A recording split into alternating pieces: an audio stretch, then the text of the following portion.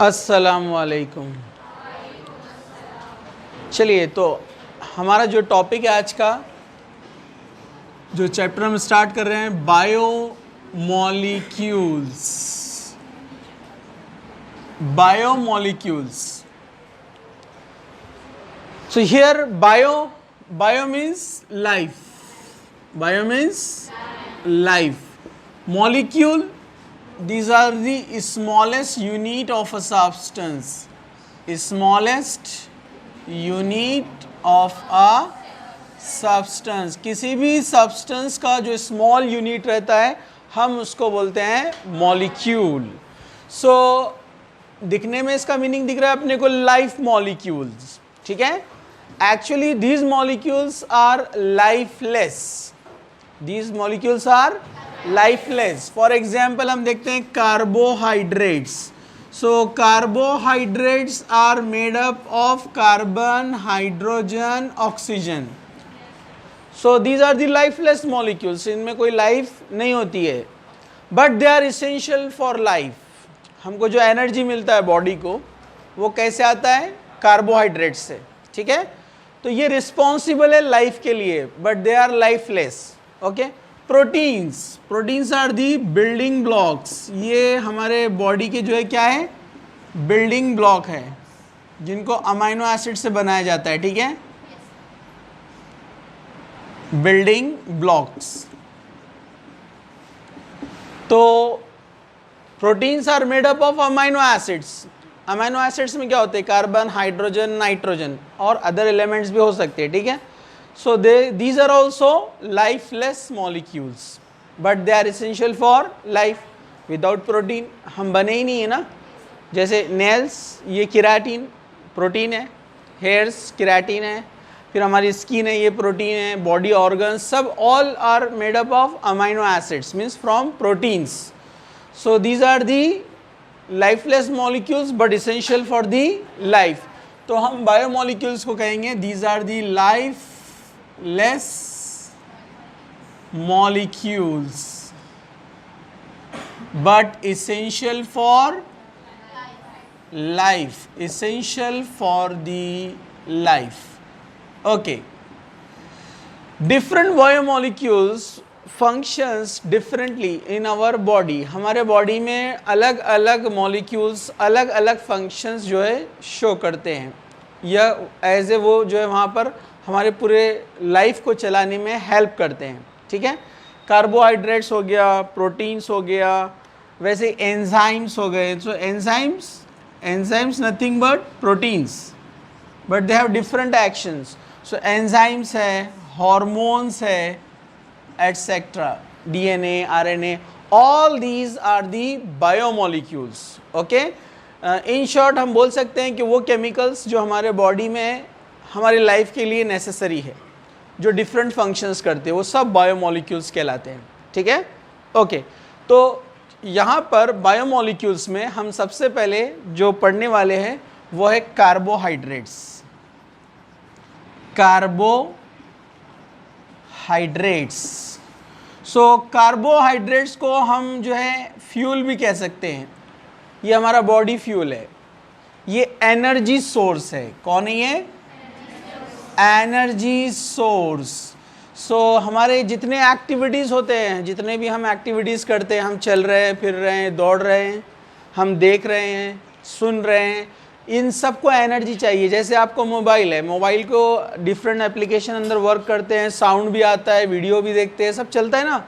तो उसमें कैमरा चल रहा है, सब चल रहा है, एप्लीकेशंस चल रहे हैं, तो उसको क्या चाहिए? उसको करंट चाहिए, इलेक्ट्रिसिटी चाहिए, उसको चार्जिंग चाहिए। तो वैसे हमारे बॉडी में जितने भी फंक्शंस जितने हम करते हैं, सबके लिए क्या चाहिए? एनर्जी। और वह एनर्जी हम लेते हैं through the food means through the diet. हम फूड के ज़रिए वो एनर्जी लेते हैं। तो उसमें मेन एक्शन किसका है? कार्बोहाइड्रेट्स का। They are the energy source. Carbohydrates made up of carbon, hydrogen and oxygen. Hydrocarbon पढ़ा है हमने, means compounds containing carbon and hydrogen, and carbohydrates made up of carbon, hydrogen, oxygen. ये सबसे मिलकर ये बना है यहाँ पर। ओके। तो अब यहाँ पर ये कार्बोहाइड्रेट्स के एलिमेंट्स हो गए, बेसिक एलिमेंट्स। कार्बोहाइड्रेट्स के लिए जनरल फॉर्मूला शो किया जाता है CnH2nOn। जितने नंबर ऑफ कार्बन उतने नंबर ऑफ ऑक्सीजन, और हाइड्रोजन उसके मल्टीपल रहेंगे। ओके, तो यहाँ पर ये एग्जाम्पल मैं आपको बताता हूँ, C6H12O6 ग्लूकोज। ओके, तो ग्लूकोज में 6 कार्बन 6 ऑक्सीजन, हाइड्रोजन उसका डबल है, तो CnH2nOn। ओके, सो कार्बोहाइड्रेट्स का जनरल फॉर्मूला हो गया, but it varies with change in the number of sugars. लेकिन जैसे जैसे यहाँ पर शुगर चेंज होते हैं, डाइसैकेराइड, ट्राइसैकेराइड में आपको बताऊंगा, तो फॉर्मूले में वेरिएशन आते जाता है। तो ये मोनोसैकेराइड्स के लिए जनरल फॉर्मूला है। ओके, बाद में वो कैसे मॉडिफाई होगा मैं आपको आगे बताता हूँ। ठीक है, चलिए अब हम आगे चलते हैं। So carbohydrates are classified into 2 groups. Carbohydrates classified into 2 major categories, 2 groups: sugars, non-sugars. Okay, sugars and non-sugars. तो इनमें बेसिक 3 डिफरेंस आपको याद रखना है। ठीक है, sugars, they are sweet in taste. Sugars क्या होते हैं? Sweet in taste. They are tasteless. Okay, non-sugars क्या होते हैं? Tasteless. Second point आपको याद रखना है, crystalline in nature. Sugars are crystalline in nature, means they have sharp edges, have definite geometry. Okay, आपने देखा ना जो शक्कर आती है, शुगर जो आती है क्रिस्टलाइन होती है ना। Okay, they are amorphous. Non sugars are amorphous. इसको देखना है तो आप पोटैटो देख लो, पोटैटो में स्टार्च होता है, आलू, तो उसमें क्या है? स्टार्च। हाँ, आलू में आलू रहेगा क्या है उसमें? Starch.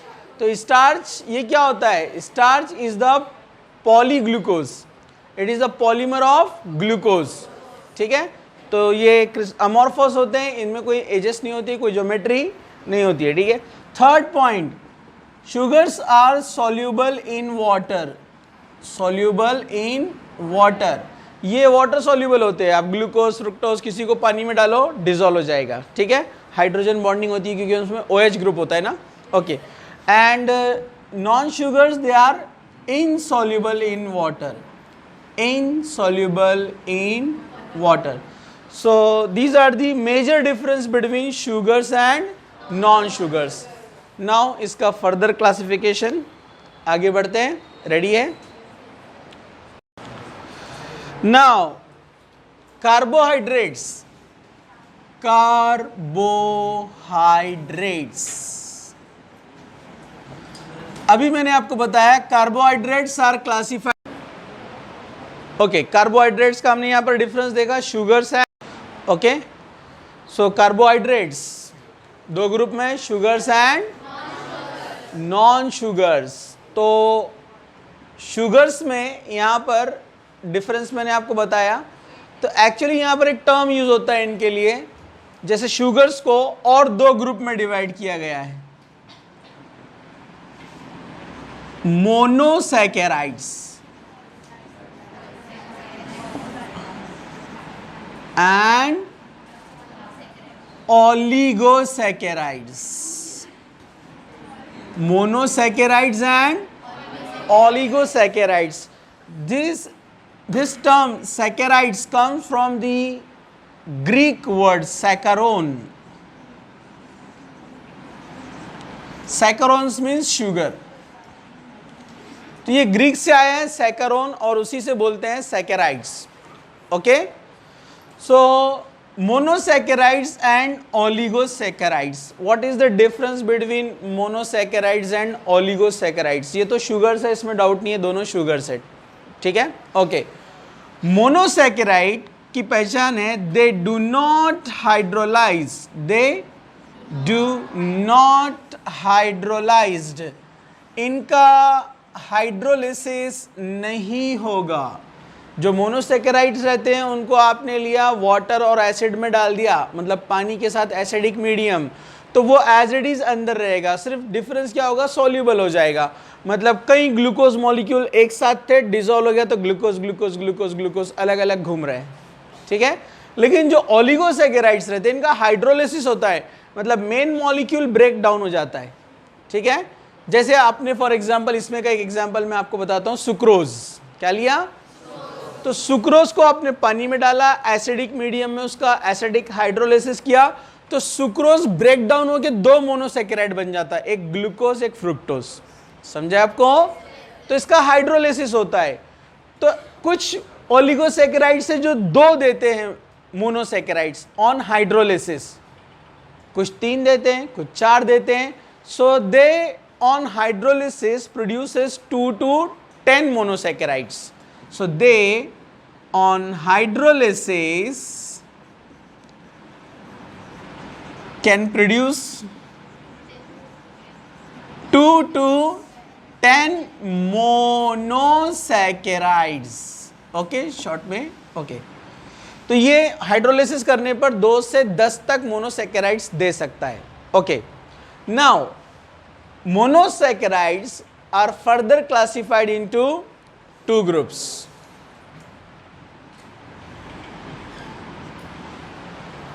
Aldoses means containing aldehyde group. Ketoses means containing ketonic group. जिनके पास aldehyde ग्रुप रहेगा वो aldoses, जिसके पास ketonic ग्रुप रहेगा they are ketoses. Aldoses contains from carbon number 3 to carbon number 6 sugars. मतलब इनके जो sugars है इनके अलग अलग एग्जाम्पल्स है, जिसमें मिनिमम कितना वाला होता है, C3। तो फॉर्मूला क्या बनेगा, CnH2nOn से C3H6O3। Okay, it's name is triglyceraldehyde. Triglyceraldehyde ये मैं बताऊंगा आपको आगे इनके स्ट्रक्चर्स। अभी आप जरा ध्यान से सिर्फ इसको पहले लर्न कर लेने का, फिर स्ट्रक्चर कैसे समझना है मैं आपको बताता हूं, ठीक है। Same C3H6O3 formula is same, but it contains aldehyde group, it contains ketonic group. और हमने पढ़ा है ये कि aldehyde and ketones are the functional isomer of each other, means having same formula but different functional groups. Okay, तो इसका नाम है यहाँ पर डाइहाइड्रोक्सी एसीटोन, डाइहाइड्रोक्सी एसीटोन या कीटोन भी बोलते हैं उसको इन जनरल। ओके, ठीक है। Next C4H8O4, it's name इरिथ्रोज। Same formula C4H8O4, इरिथ्रोलोज, यहाँ पर ये लगा देने का, इरिथ्रोज, यहाँ U और L लगाया, इरिथ्रोलोज, ठीक है। ओके, देन C5H10O5, राइबोज, ये नाम सुना है आपने बायो में, इसी ये डीएनए और आरएनए में यही आता है। ओके, तो राइबोज, इसमें होता है C5H10O5, ribulose. Okay, ribulose. C6H12O6, glucose, C6H12O6, fructose. So from C3 to C6, all these are the aldoses and these are the ketoses. Okay, all are monosaccharides. इसमें से किसी का भी आपने हाइड्रोलिसिस किया तो वो एज इट इज रहेगा, सिर्फ सॉल्यूबल हो जाएगा, ठीक है। Okay, now oligosaccharides. So oligosaccharides contains 2 to 10 monosaccharides, ठीक है। बट आपको यहाँ पर ओनली 3 दिया है, उससे ज़्यादा डिटेल नहीं दिया है। डाइसैकेराइड्स आप समझ गए होंगे, Disaccharide which on hydrolysis can produce 2 monosaccharides. Trisaccharides which can produce 3 monosaccharides, and tetrasaccharides means which can produce 4 monosaccharides.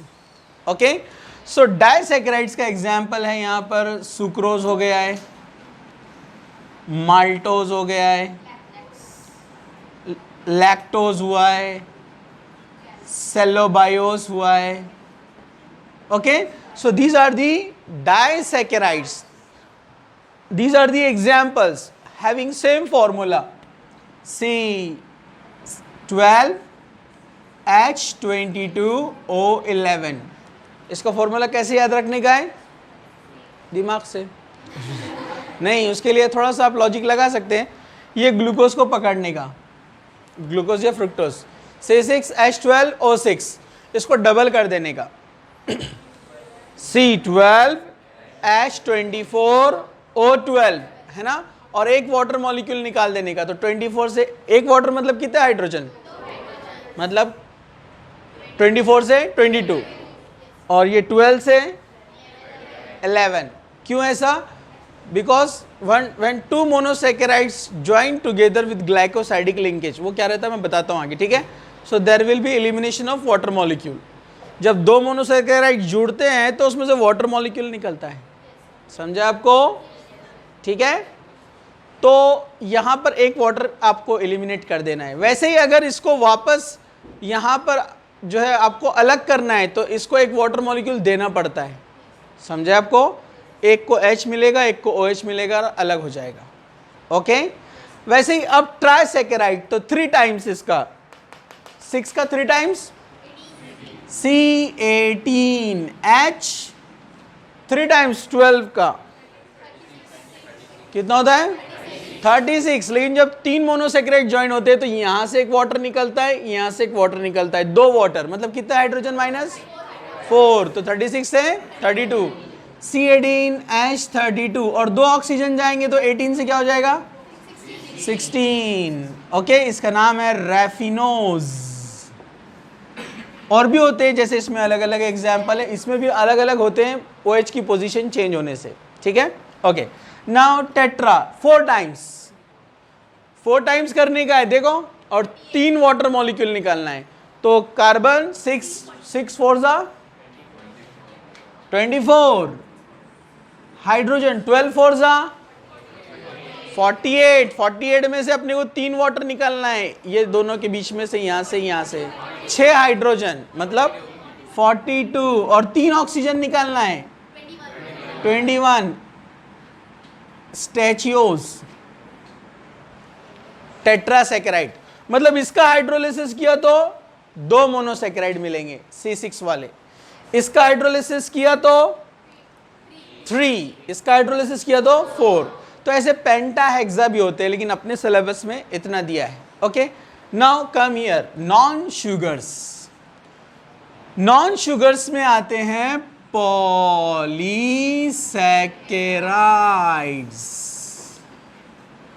ये पॉलीसैकेराइड्स रहते हैं, मतलब नंबर ऑफ मोनोसैकेराइड मिलकर बनता है. मतलब आपने लिया ग्लूकोज और सारे ग्लूकोज को जोड़ दिया, glucose glucose glucose glucose glucose. समझाएगा आपको? जैसे 1000 ग्लूकोज लिया अपन ने, एग्जाम्पल बोल रहा मैं, 1000 ग्लूकोज लिया तो इसमें से कितने वाटर मॉलिक्यूल एलिमिनेट होंगे 999. अरे भाई 4 में से 3 जाते ना, मतलब जितना लिया उसमें से एक कम. तो 1000 लिया तो कितने वाटर जाएंगे 999. तो 1000 और 999 में कितने का डिफरेंस है? 1. तो इतने बड़े नंबर के लिए उसको निग्लिजिबल बोलते ना. अरे बोलो ना. तो निग्लिजिबल है ना. तो क्या कंसिडर करते हैं उसको? हर ग्लूकोज एक वाटर लॉस कर रहा है. तो ग्लूकोज क्या है C6H12O6, तो हर एक वाटर लॉस करेगा, मतलब क्या बन जाएगा C6H10O5, C6H10O5 n times, number of, बहुत सारे. अरे समझा क्या? ठीक है. तो ये n टाइम मिलेगा अपने को यहाँ पर बहुत सारे। तो इसको फॉर्मूला बना दिया C6H10O5, कई ग्लूकोज मिलकर बना है, और जो कई मॉलिक्यूल से मिलकर बनता है क्या बोलते हैं अपन उसको, पॉलीसेकेराइड। तो हम बोल सकते हैं it is the polymer of glucose. Okay, तो इसमें दो होते हैं, अल्फा डी और बीटा, वो कैसे मैं बताऊंगा आगे। अल्फा डी ग्लूकोज वाले जो पॉलीमर रहते हैं उनको बोलते हैं स्टार्च, और बीटा डी वाले जो रहते हैं सेल्यूलोज। ओके, ठीक है, इतना आप लिखेंगे फिर हम आगे जाएंगे।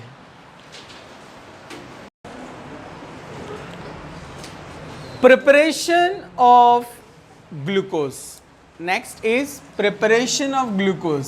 प्रिपरेशन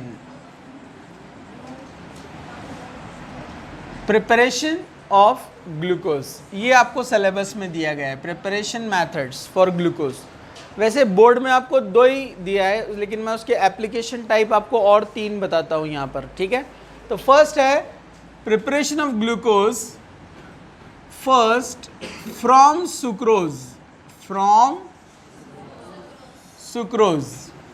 ओके, सुक्रोज क्या होता है, C12H22O11। ओके, तो आप इसका हाइड्रोलिसिस करेंगे 1 mole of water and acidic medium HCl या H2SO4, दोनों में से कोई एसिड ले सकते हैं आप, mineral acid. Okay, in presence of alcohol, alcohol के प्रेजेंस में, सॉल्वेंट है, ठीक है। इसका यूज क्या है मैं आपको बताता हूँ। So when sucrose is hydrolyse it gives equal amount of glucose and fructose. Formula C6H12O6, C6H12O6. Okay, so why ethyl alcohol is used? Why ethyl alcohol is used in this reaction? Because glucose is more soluble than the fructose. Glucose is more soluble than the fructose. तो यहाँ पर जो है glucose जो होता है ये ज़्यादा सॉल्युबल होता है और फ्रुक्टोज लेस सॉल्युबल है। तो जब रिएक्शन में अपने को दोनों मिलेंगे प्रिपरेशन में, तो ये कंप्लीटली सॉल्युबल रहेगा और ये इनसॉल्युबल रहेगा, जिससे हम उसको आसानी से सेपरेट कर सकते हैं। सेपरेशन मेथड में ये अपने को काम में आ सकता है, ठीक है। ओके, अब यहाँ पर ये हो गया एक मेथड। सेकेंड मेथड दिया है जिसको कमर्शियल मेथड बोलते हैं।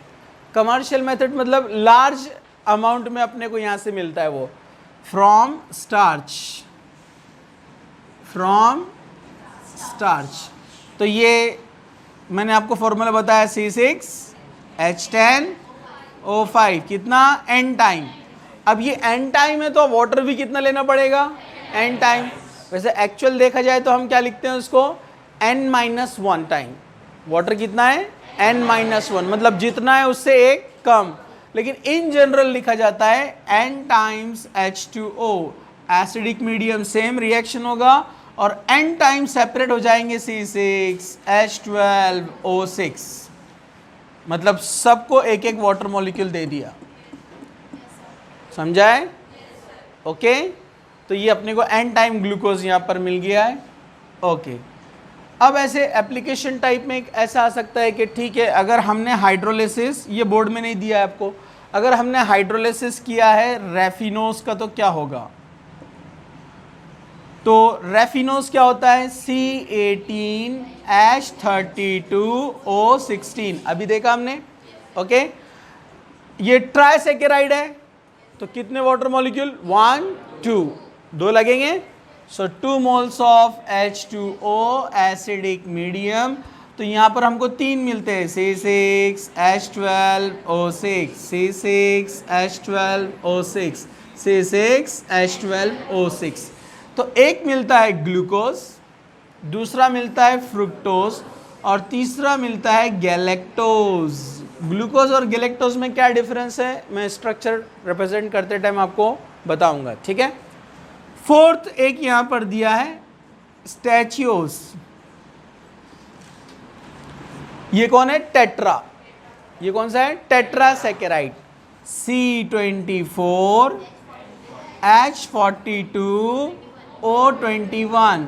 अब ये टेट्रासैकेराइड्स है तो वाटर मॉलिक्यूल 1 2 3 हाइड्रोलाइज करने के लिए, तो 3 मोल्स ऑफ वाटर लिया आपने यहाँ पर एसिडिक मीडियम, तो यहाँ पर अपने को मिलेगा C6H12O6, C6H12O6, C6H12O6, C6H12O6, ये दो सेम रहेंगे कॉमन, ठीक है।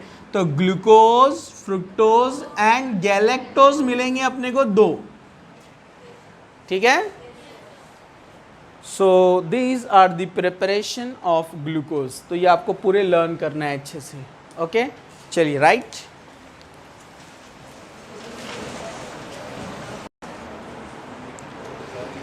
chemical properties, chemical reactions for glucose, chemical properties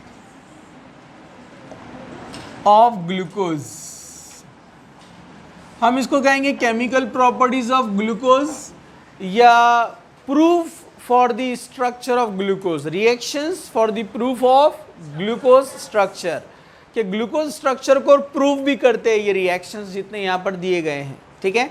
जैसे पहला जो रिएक्शन है वो है action of HI, action of HI, ये रिड्यूसिंग एजेंट है, रिडक्शन करेगा ग्लूकोज का, but this reaction shows there are 6 carbon in the glucose structure. कैसे? सी, ग्लूकोज होता है CHO,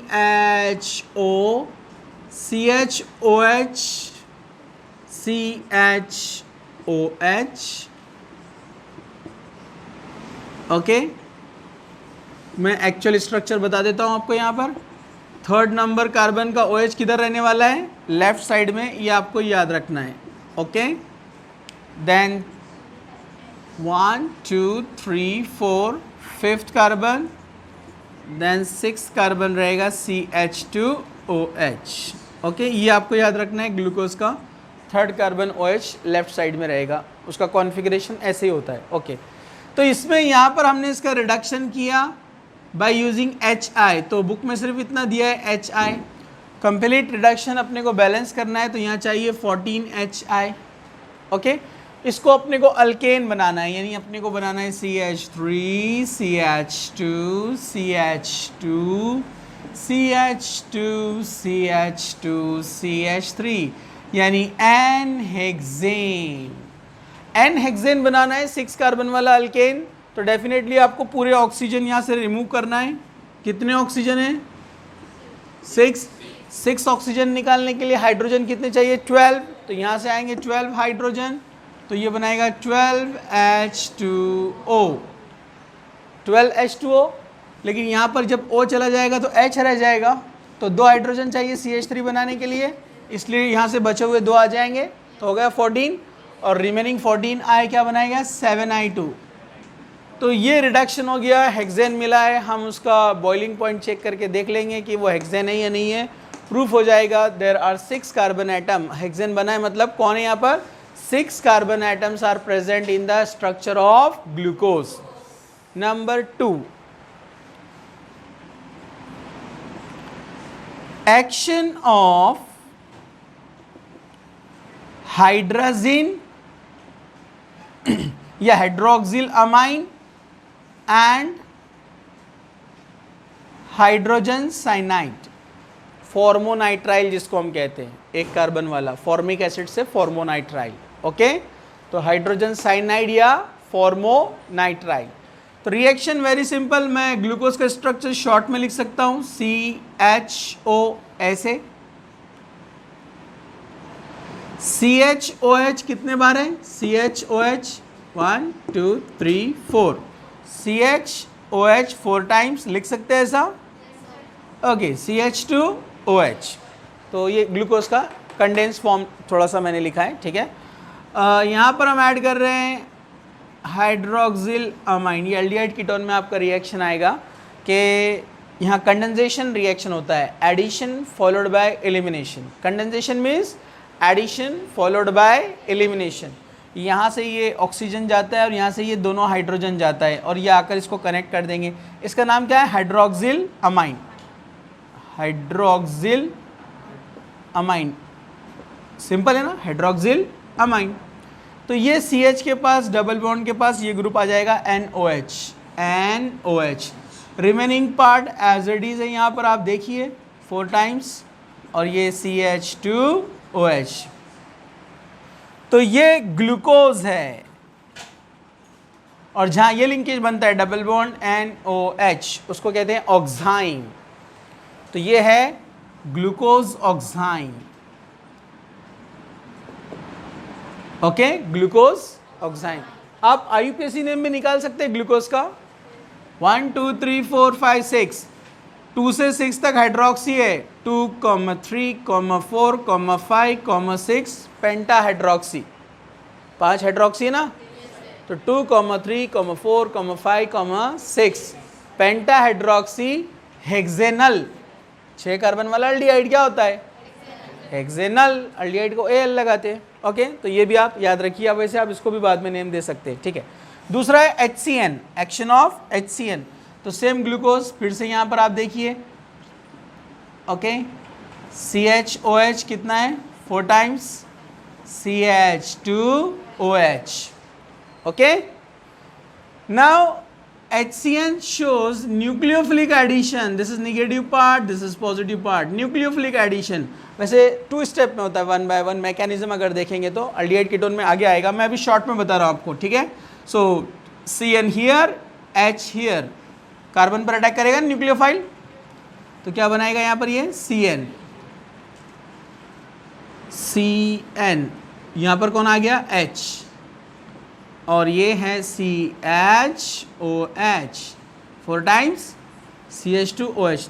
तो कार्बोनिल ग्रुप यानी C डबल बॉन्ड हो, चाहे एल्डिहाइड हो या कीटोन हो, उस पर जब HCN ऐड होता है तो CN जाता है कार्बोनिल कार्बन पर और H जाता है ऑक्सीजन पर। इस ग्रुप को बोलते हैं साइनोहाइड्रीन। क्या बोलते हैं? So name will be glucose cyanohydrin, glucose cyanohydrin. Okay, right. Next, reaction number 3, oxidation. Oxidation of glucose. तो इसमें 2 होते हैं। यहां पर जो है ऑक्सीडेशन 2 है, एक माइल्ड ऑक्सीडाइजिंग एजेंट और दूसरा स्ट्रॉन्ग ऑक्सीडाइजिंग एजेंट लेकर किया है। तो पहला है by the action of bromine water, by bromine water. Bromine water क्या होता है? Br2 with H2O। ये दोनों Br और दोनों H, 2HBr, और बचा क्या? ऑक्सीजन। ये आकर ऑक्सीडेशन करेगा, ये देता नहीं है ऐसा, ये आपको याद रखना है, ठीक है। तो ये नेसेंट ऑक्सीजन ऑक्सीडेशन करेगा। Glucose CHOH 4 times CH2OH। So nascent oxygen from bromine water. This nascent oxygen will convert this CHO group into COOH group, carboxylic acid. Carboxylic acid present in this glucose structure. It is called gluconic acid. Gluconic acid. This is gluconic acid. Okay, अगर हम एक strong oxidising agent लेते हैं, strong oxidising agent, इसी के अंदर nitric acid HNO3. So it oxidizes aldehydic group as well as primary alcohol CHO, CHOH 4 times CH2OH, nitric acid. और we can take any mineral acid also. इसके साथ अगर कोई मिनरल एसिड भी लिया तो नेसेंट ऑक्सीजन तैयार होते हैं, ठीक है। सो नेसेंट ऑक्सीजन यहाँ पर तैयार हो गए। आपको यहाँ पर 3 नेसेंट ऑक्सीजन यूज़ करना पड़ेंगे, 3 nascent oxygen. 1 oxygen here which will convert this group into COOH, ये CHOH 4 times Second nascent oxygen will remove this hydrogen and this hydrogen from alpha position. यहाँ से एक H, यहाँ से H, यहाँ से ऑक्सीजन क्या बनाएगा? H2O. H2O चला गया. Now remaining CHO. Again aldehyde. फिर थर्ड ऑक्सीजन एल्डिहाइड पर ऐड हो जाएगा. कार्बोक्सिलिक एसिड, मतलब एल्डिहाइड भी बना कार्बोक्सिलिक एसिड और प्राइमरी अल्कोहल भी बन गया carboxylic acid. This name is saccharic acid और ग्लूकैरिक एसिड. ग्लूकैरिक एसिड और सैकेरिक एसिड. सो हियर ये भी ऑक्सीडाइज हो गया, ये भी ऑक्सीडाइज हुआ. ये वाला अल्कोहल ऑक्सीडाइज नहीं हुआ, इसका नेचर क्या है? सेकेंडरी. तो ये आसानी से प्राइमरी को ऑक्सीडाइज कर सकता है, सेकेंडरी को नहीं. मिडिल वाले सेकेंडरी रहते ना. ओके, सो ये हो गया oxidation reaction. Next fourth one, action of acetic anhydride और acetyl chloride. Action of acetic anhydride. Okay, what this reaction proves? There is aldehydic group. Previous जो रिएक्शन थी HCN और हाइड्रोक्सिलामाइन की, वो क्या प्रूफ करती है? There is presence of carbonyl group CO. अब वो कार्बोनिल ग्रुप CO एल्डिहाइड भी हो सकता है, कीटोन भी हो सकता है, तो उसको प्रूफ कर रहा है कि वो एल्डिहाइड है, ये वाला. क्योंकि bromine water does not oxidise ketone. Bromine water ketone को ऑक्सीडाइज नहीं करता है, मतलब कौन है ये? एल्डिहाइड. प्रूफ हो गया. एक प्राइमरी अल्कोहल प्रेजेंट है ग्लूकोज में, बीच वाले जो है वो सेकेंडरी है. तो 4 secondary alcohol and 1 primary alcohol. Terminal वाला प्राइमरी रहता है ना. अरे भाई, जो कार्बन डायरेक्टली एक कार्बन से कनेक्ट है वो प्राइमरी, तो अल्कोहल कौन सा हुआ? प्राइमरी. तो ये अल्कोहल प्राइमरी अल्कोहल है. ये प्रूफ होता है नाइट्रिक एसिड से, because it oxidise only primary alcohol. तो प्रूफ हो गया कि aldehyde is present because bromine water gives gluconic acid. 1 primary alcohol because nitric acid gives COOH from CHO as well as COOH from CH2OH. Okay, ठीक है. Next one, action of acetyl chloride या acetic anhydride. Acetic anhydride. Okay, what is acetylation? When active hydrogen replaced by acetyl group. So this hydrogen is replaced by this acetyl group. So how many active hydrogens are there in this glucose structure? 1 और ये 4. कितना हो गया? 5. तो इसलिए हमने ये 5 लिया है. ओके, CHO H चला गया, CH2OH चला गया. तो ये OH चला गया, उसकी पोजीशन पे कौन आएगा?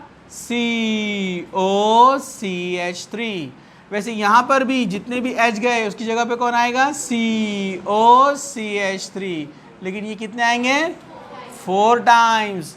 तो now this acetyl group with oxygen is okay. So this acetyl group with this oxygen called acetate. So how many acetate? 5. 4 plus 1 5. तो इसलिए इसको बोलते हैं glucose penta acetate. Glucose penta acetate which proves there are 5 hydroxyl group. समझा? 5 hydroxyl group present है, ये proof हो गया. और उससे पहले क्या प्रूफ हुआ?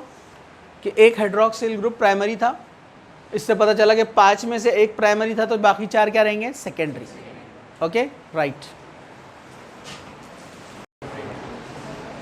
Structures of monosaccharides. तो ये स्ट्रक्चर्स को आप ध्यान से देखिए, क्योंकि इसी के बेस पर आगे के स्ट्रक्चर्स आपको समझ में आएंगे. ठीक है, जैसे हमने यहाँ पर देखा ट्राइग्लिसरल्डिहाइड. कौन कौन सा देखा? ट्राइग्लिसरल्डिहाइड. क्या आपको याद है? हाँ, C3H6O3. वेरी सिंपल, अल्डोजेज है ये. क्या ये?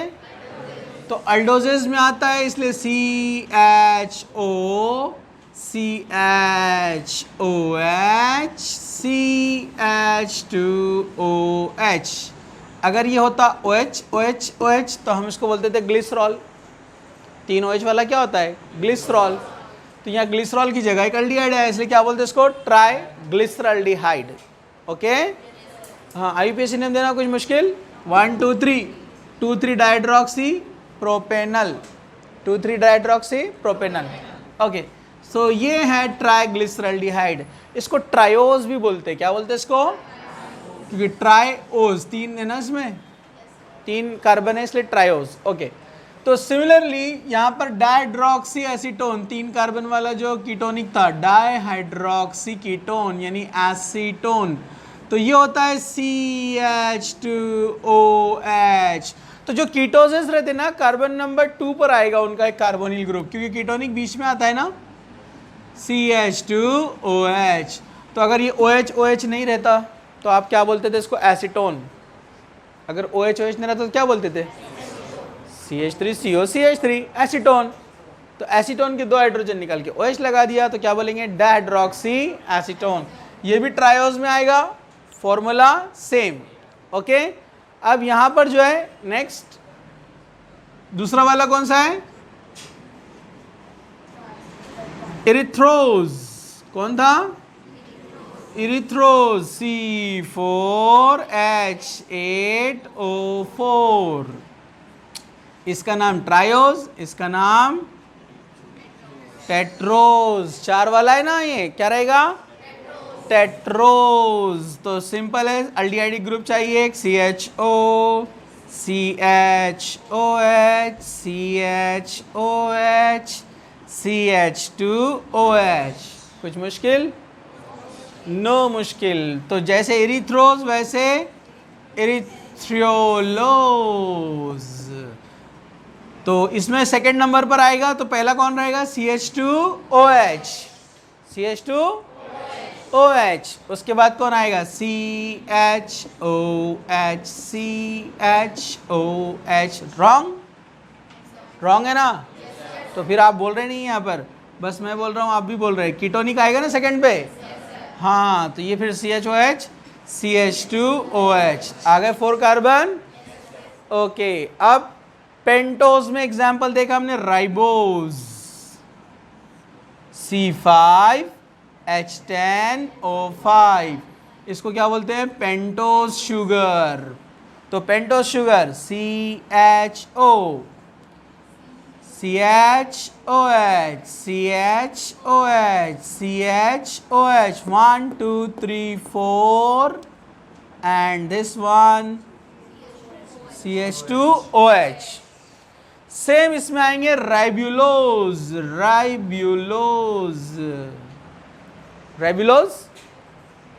CH2OH CHO no ketonic group.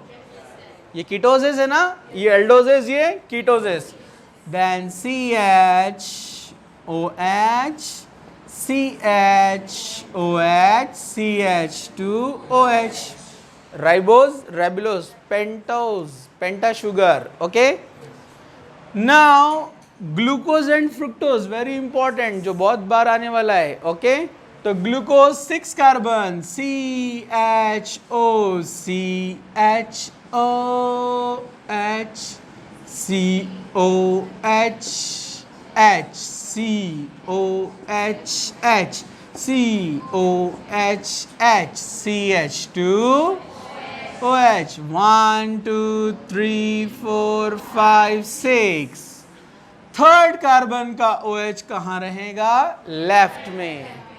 Okay, कीटो अपना कीटोसिस में fructose CH2OH second carbon carbonyl group.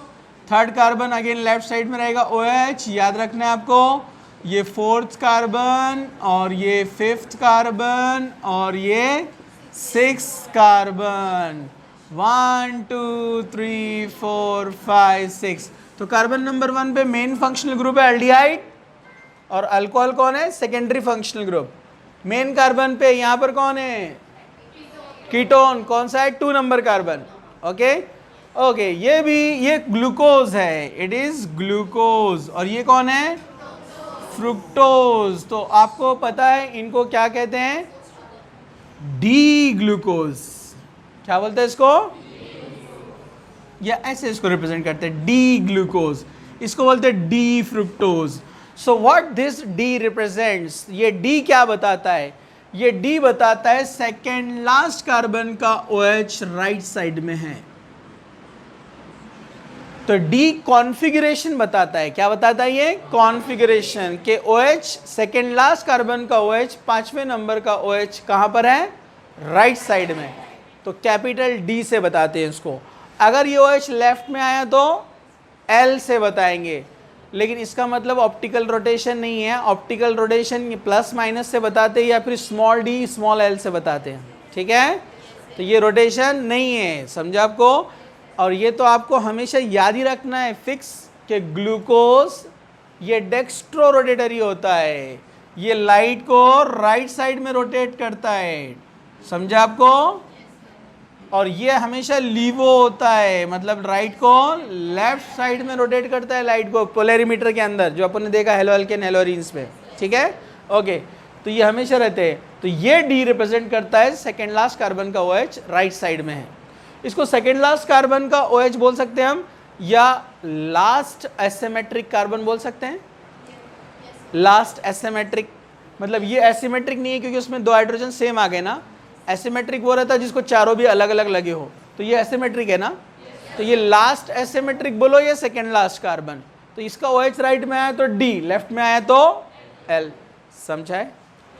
No problem. तो इसको फटाफट आप लिखेंगे तो फिर हम आगे जाएंगे।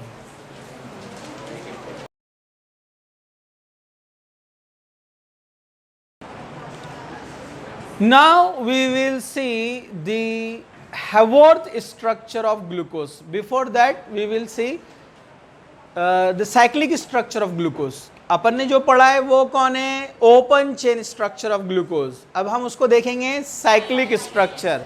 सो सी हियर, तो इसको आप जानते हैं, ये है ग्लूकोज, CHO, CH,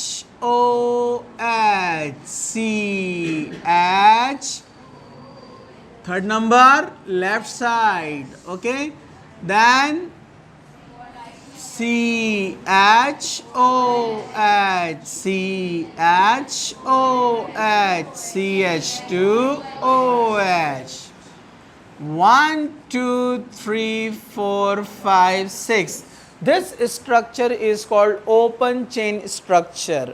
इसका अब हम देखेंगे साइक्लिक स्ट्रक्चर जो नेचुरली प्रेजेंट होता है, या इसको हम लेबोरेटरी में भी प्रिपेयर कर सकते हैं at different temperature. Okay, means at low temperature alpha D glucose is formed, at high temperature beta D glucose is formed. ये आपको याद रखना है, ठीक है? और अल्फा डी ग्लूकोज का मेल्टिंग पॉइंट भी कम होता है, बीटा डी ग्लूकोज का मेल्टिंग पॉइंट भी ज़्यादा होता है, ठीक है? तो यहाँ पर जो है ये जो रिएक्शन है, यहाँ जो प्रोडक्ट हमको मिलेगा उसको हेमी स्ट्रक्चर या हेमी एसिटल स्ट्रक्चर कहते हैं। एसिडिक मीडियम में क्या होता है? एसिडिक मीडियम में, just a minute, 1 minute, okay, ठीक है?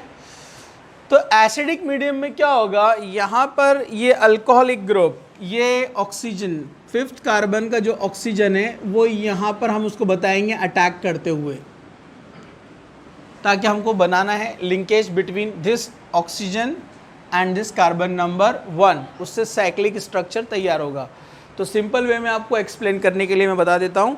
तो यहाँ पर जो अल्डिहाइडिक ग्रुप है, this aldehydic group, this one C double bond O carbonyl group, तो इसमें एक पॉसिबिलिटी है कि OH फ्रंट साइड से अटैक करेगा, जिससे ये O इधर चला जाता है अपोजिट डायरेक्शन में। और अगर ऑक्सीजन ने 5th कार्बन का जो ऑक्सीजन है बैक साइड अटैक किया इधर से, यहाँ से, तो वो एक्चुअली इधर ही पोजीशन पे रहेगा। ये एक्चुअली एडिशन रिएक्शन है कि oxygen will add on the carbonyl carbon and this hydrogen will add on the carbonyl oxygen. Getting? Okay, तो if it attacks from the front side, तो ये H यहाँ पर जाएगा OH पर और OH मूव हो जाएगा इस साइड में। अब देखो यहाँ पर स्ट्रक्चर ऐसे बनता है, OH, H और यहाँ कौन कनेक्ट हुआ है? ऑक्सीजन। थोड़ा ऐसे बताते हैं, oxygen. Remaining part as it is है COH, H third carbon, OH, H fourth carbon, OH, H fifth carbon, ये oxygen, H and CH2OH। Okay, possibility number 1, carbon number 1 पर अटैक हुआ है फ्रंट साइड से। पॉसिबिलिटी नंबर 2, यहाँ पर हम बताते हैं जो डिफरेंट अलग अलग टेम्परेचर पर ये हमको मिलते हैं। ओके, तो अगर ये बैक साइड से अटैक करता है तो OH यही रहेगा, ठीक है, COH, ये H दिस वन। ओके, ये बैक से अटैक किया है ऑक्सीजन ने। Carbon number 1, carbon number 2, carbon number 3, OH किधर आएगा? लेफ्ट में।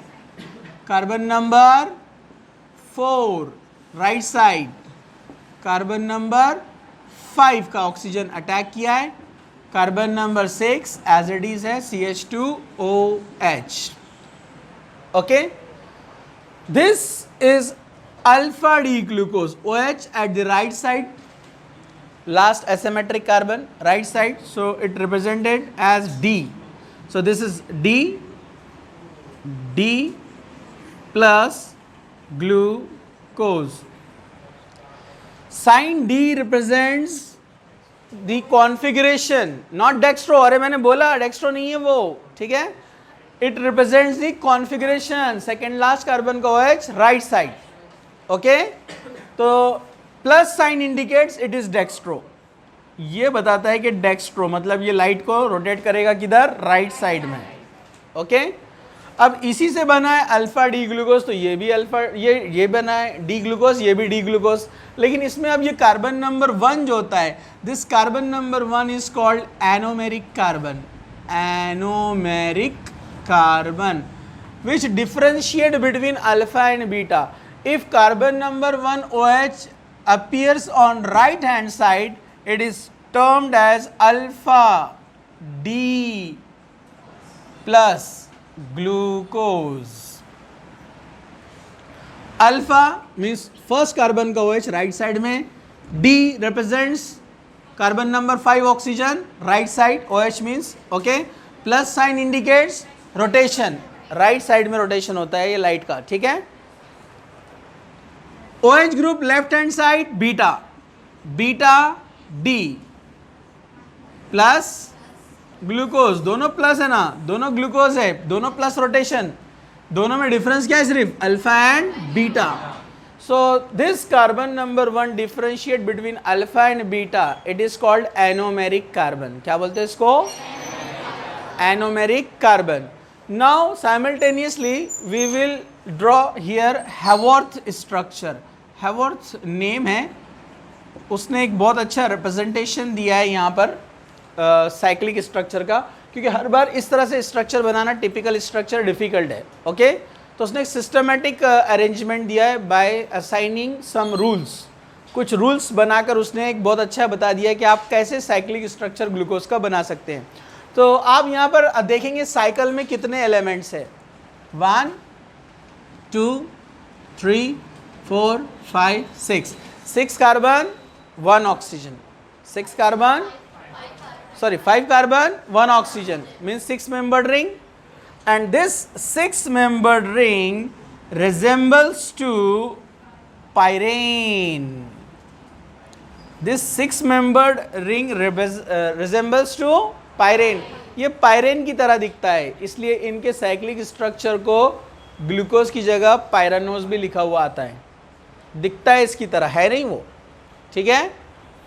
तो पायरेनोज, ओके, या आप उसको बोलेंगे ग्लूकोपायरानोज, समझा आपको। नाउ सी रूल्स क्या है, वेरी सिंपल, 6 मेंबर्ड रिंग है, ये 6 मेंबर्ड रिंग है, तो oxygen should be at the top right, oxygen किधर आना? टॉप राइट पर, और ऐसा एक आप हेक्सागोन बनाएंगे। Okay, numbering from right hand side 1 2 3 4 5, और 6 वाला तो ब्रांच में गया ना, इन ब्रांच CH2OH, और इधर कौन लगा हुआ है H, ये वाला H, फिफ्थ को H, कार्बन नंबर 5 को, कार्बन नंबर 5 का ऑक्सीजन कार्बन नंबर 1 से कनेक्ट, कार्बन नंबर 5 का ऑक्सीजन कार्बन नंबर 1 से कनेक्ट, गेटिंग ओके। अब the group which appears means OH group which appears on left hand side, it should be at the up side. Carbon number 1 का OH ऊपर आएगा क्योंकि इधर किधर है, वो लेफ्ट में। कार्बन नंबर 2 राइट में है, तो इट इज डाउन, राइट वाला डाउन, लेफ्ट वाला up. Carbon number 3 up, carbon number 4 down. कुछ मुश्किल था? Same oxygen top right side, numbering from right side 1 2 3 4 5, 6 वाला ब्रांच में, साइकिल में नहीं है, CH2OH। Carbon number 1 OH right side मतलब down, number 2 down, number 3 up, number 4 down. तो आपको OH लेफ्ट में अपीयर दिखा या अप दिखा? यहाँ पर हैवॉर्थ में ये जो स्ट्रक्चर आता है जिसमें वर्टिकल और हॉरिजॉन्टल लाइंस बताते हैं, इसको फिशर स्ट्रक्चर बोलते हैं, फिशर। और ये जो साइक्लिक स्ट्रक्चर बना है इसको हैवॉर्थ स्ट्रक्चर बोलते हैं, ठीक है। तो इसमें लेफ्ट साइड मतलब यहाँ पर अप मतलब कौन? बीटा, ठीक है। इधर राइट मतलब इधर डाउन मतलब कौन? अल्फा। आप इसको ग्लूकोज की जगह क्या कह सकते हैं? और पायरानोज या कंप्लीट ग्लूकोपायरानोज, समझा? ओके, तो राइट, इसको राइट बनाइए, फिर हम आगे चलते हैं फ्रुक्टोज में।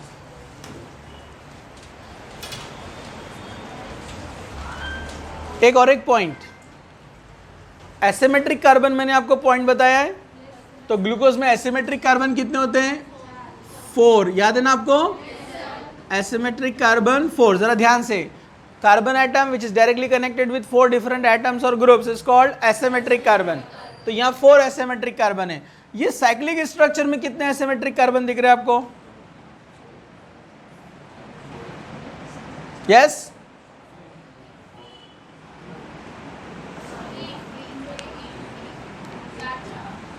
One asymmetric, 2 3 4 5। ओपन चेन में 4 एसिमेट्रिक है, जबकि क्लोज चेन में 5 एसिमेट्रिक रहेंगे, याद रखिए आप। Okay okay, draw it now. Haworth structure of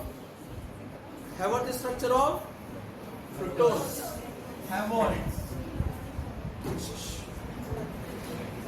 structure of fructose.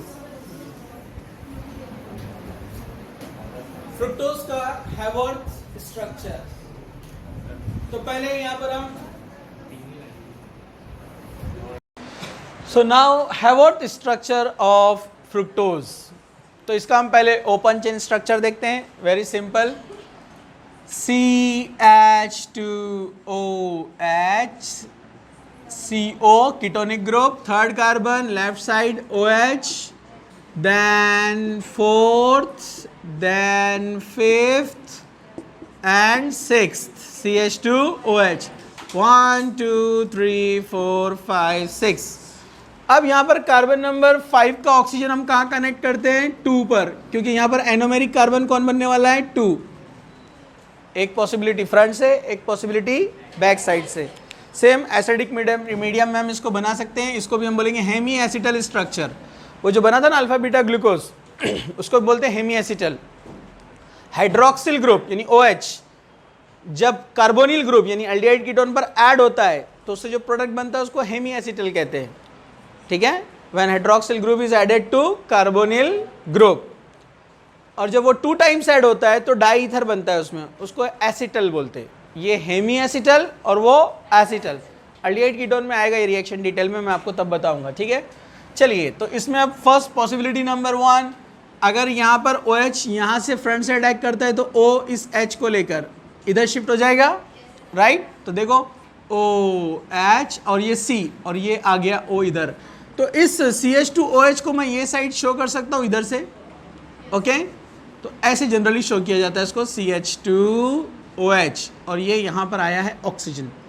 Carbon number 1 इधर ब्रांच में 2 पर अटैक हुआ है ना, carbon number 3 left side, carbon number 4 right, और कार्बन नंबर 5 के ऑक्सीजन ने अटैक किया है, और ये कार्बन नंबर 6, 2 3 4 5 6।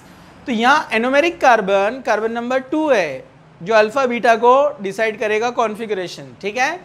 पॉसिबिलिटी नंबर 2 यहाँ पर आप देखेंगे, ये CH2OH इधर, OH राइट साइड, तो ये OH और ये CH2OH oxygen, carbon number 3 left side, carbon number 4 right side, carbon number 5 attack किया है carbon number 6, 1 2 3 4 5 6, OH left side beta, its name D-fructose, its name is D-fructose minus, अब minus आएगा यहाँ पर, D-fructose, क्योंकि ये क्या रहता है, लीवो, मतलब फ्रुक्टोज को पोलैरिमीटर में डाला तो लाइट को लेफ्ट साइड में रोटेट करता है, 1 डिग्री 110 110 माइनस में शो करता है वो लेफ्ट साइड में, ठीक है।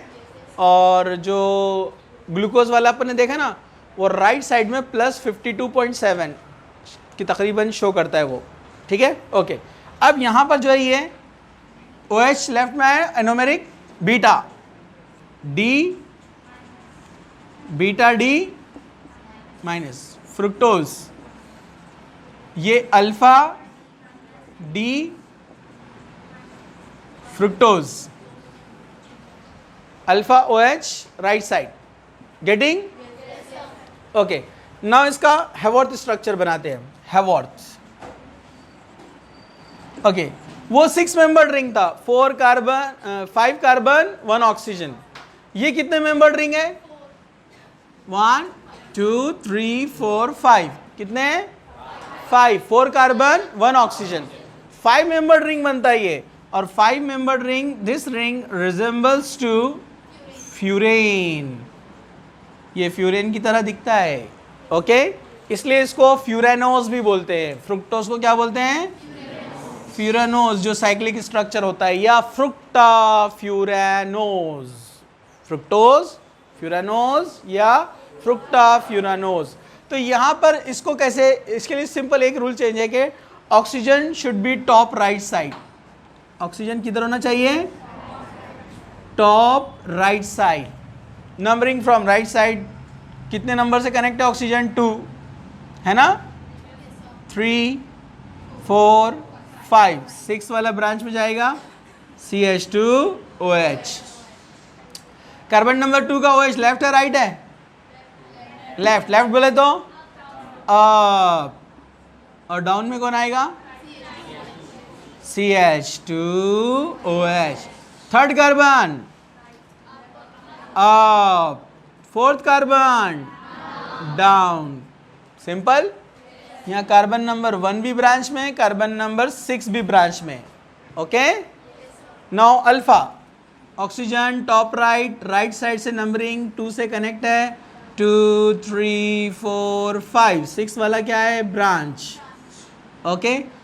कार्बन नंबर 2 एनोमेरिक कार्बन है, तो किधर OH, राइट लेफ्ट, डाउन, ऊपर कौन आएगा, CH2OH, carbon number 1, 3 up, 4 down. तो ये बन गया Haworth structure of beta D fructose, Haworth structure for alpha D fructose, okay. Draw it fast. Now sucrose, disaccharide में हम पहला देखेंगे sucrose. Sucrose is a disaccharide of glucose and fructose, लेकिन उसमें भी alpha D glucose and beta D fructose. तो आप फटाफट बता सकते हैं alpha D glucose alpha D glucose क्या होता है यहाँ पर? पहले मैं यहाँ पर स्ट्रक्चर बताता हूँ आपको। सी हियर, ये अल्फा डी ग्लूकोज रहता है। अल्फा डी ग्लूकोज में OH किधर होगा? Carbon number 1। कार्बन नंबर 1 का OH किधर? अप क्या डाउन? डाउन। अल्फा में डाउन। ओके, यहाँ पर आने वाला है। ओके, और बीटा को यहीं जोड़ देता हूं मैं, तो बीटा का OH किधर आता है? अप। ओके, तो आप देखो मैंने अल्फा और बीटा का मेन रिंग बराबर बनाया है। 2 3 4 5 6। देखिए आप, second carbon down, third carbon up, fourth carbon down, यहाँ पर third carbon up, fourth carbon down. ये है अल्फा डी ग्लूकोज और ये है बीटा डी ग्लूकोज। तो अल्फा डी ग्लूकोज का कार्बन नंबर 1 यहाँ से H लॉस हुआ, कार्बन नंबर 2 फ्रुक्टोज का उसका OH लॉस हुआ और ये ज्वाइन हो गया। अगर इसको मैं सेपरेट करता हूँ, हाइड्रोलिसिस हमने किया, देखो यहाँ पर, तो अब मैं इसको ऐसे लिखूंगा, ये है अल्फा डी ग्लूकोज सेपरेट हो चुका है। अल्फा डी ग्लूकोज सेपरेट हो चुका है। Carbon number 1 down, carbon number 2 down, carbon number 3 up, carbon number 4 down, और ये है CH2OH। 1 2 3 4 5 6। This is alpha D glucose या पायरानोज। इसको सेपरेट जब किया तो हाइड्रोलिसिस किया हमने, H2O, OH इधर चला गया, H इधर चला गया, तो H यहाँ पर आ गया। अब OH इधर आ जाएगा, तो देखो हम यहाँ पर, तो ये यहाँ पर बनेगा इस तरह से। बीटा है मतलब OH अप, कार्बन नंबर 2 बराबर carbon number 3 up, carbon number 4 down, carbon number ये क्या रहेगा? CH2OH। This is beta D minus fructose. तो अल्फा डी ग्लूकोज और बीटा डी ग्लूकोज से बनता है सुक्रोज। समझा आपको? ओके, नाउ सी हियर, इसका जो सोर्स है वो है शुगर केन। सबको पता है, ग्रेप्स है ना, स्वीट जितने फ्रूट्स आते हैं मिलता है ना उससे अपने को सुक्रोज। ओके, सुक्रोज अंगूर से और शुगर केन से सबसे ज़्यादा मिलता है अपने को, ठीक है, ये इसका सोर्स हो गया। सेकेंड, इसमें जो लिंकेज होती है वो 1-2 लिंकेज है, मतलब ग्लूकोज का कार्बन नंबर 1 और फ्रुक्टोज का carbon number 2। It is called 1-2 glycosidic linkage. क्या बोलते हैं इसको? 1-2 ग्लाइकोसाइडिक लिंकेज। तो यहाँ पर 1-2 ग्लाइकोसाइडिक लिंकेज फॉर्म होगा। This linkage is called glycosidic linkage, means 2 sugars are connected with glycosidic linkage. Okay okay, ठीक है।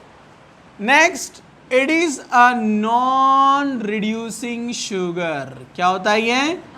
Non reducing sugar.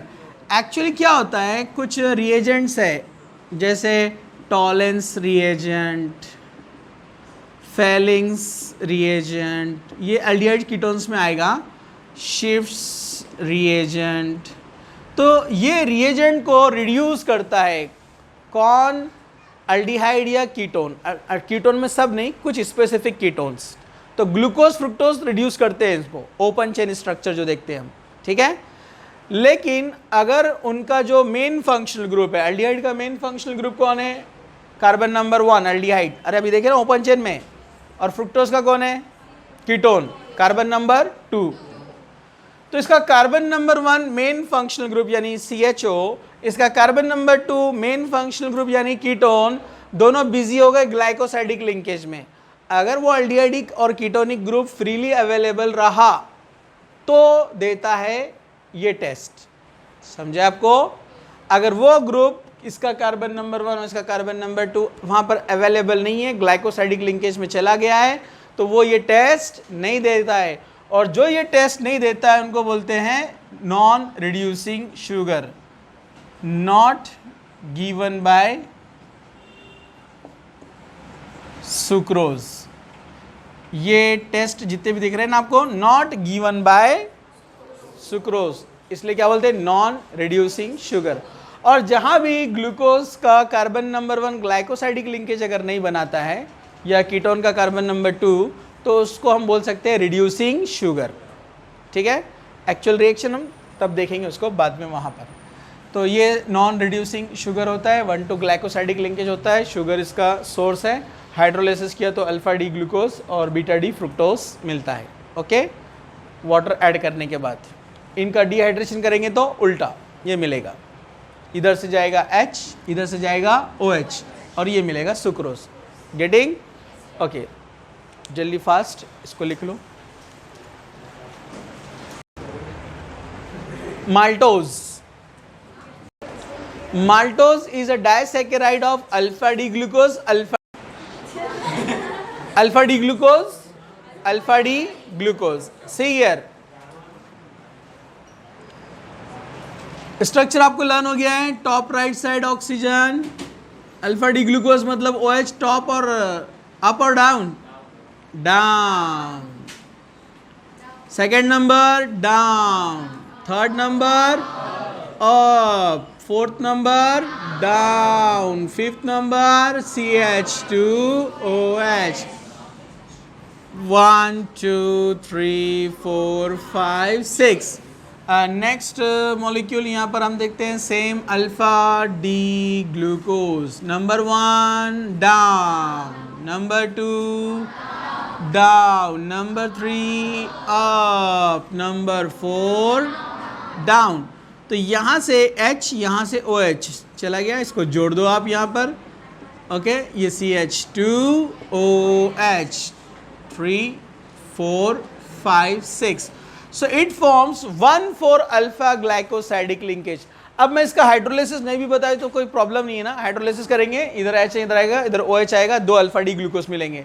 So it is made up of alpha D glucose और pyranose. Okay, तो यहाँ पर होता है इसका जो सोर्स है माल्टोज का। ओके, सी हियर, मैंने आपको बताया स्टार्टिंग में, starch is the polymer of alpha D glucose. Starch is the number of alpha D glucose जुड़े हुए, तो हम उसको बोलते हैं स्टार्च। अगर हमने उसका कंप्लीट हाइड्रोलाइसिस कर दिया तो अपने को क्या मिलेंगे, alpha D glucose n time, बराबर है। लेकिन इसका अगर पार्शियल हाइड्रोलाइसिस किया, कंप्लीट नहीं किया, पार्शियल, तो 2 पेयर में आएंगे, अल्फा डी साथ में, यानी कौन, माल्टोज। इसलिए क्या बोलते हैं, it is the partial hydrolysis product, partial hydrolysis product of starch. ये स्टार्च का पार्शियल हाइड्रोलाइसिस प्रोडक्ट है, कौन, maltose. Okay, so next, it has 1,4 alpha glycosidic linkage, 1,4 alpha glycosidic linkage. It has 1,4 alpha glycosidic linkage. इसमें 1,4 alpha linkage रहेगा।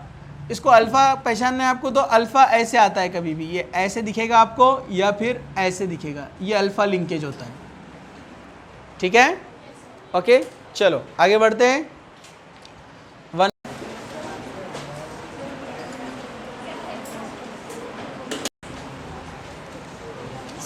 सेलोबायोस ले लेते हैं हम पहले, सेलोबायोस।